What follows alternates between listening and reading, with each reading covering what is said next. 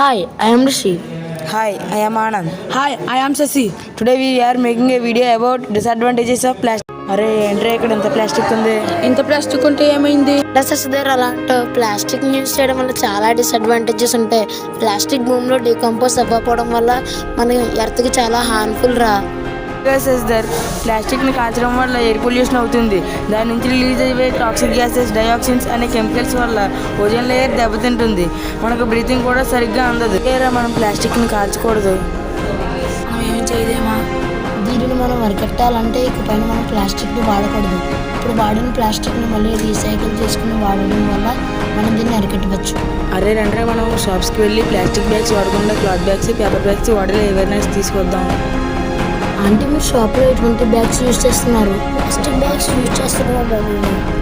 అలాంటి plastic bags use చేయకుండా అంటే క్లాత్ బ్యాగ్స్ కానీ పేపర్ బ్యాగ్స్ కానీ వాడండి. అదే మంచిది.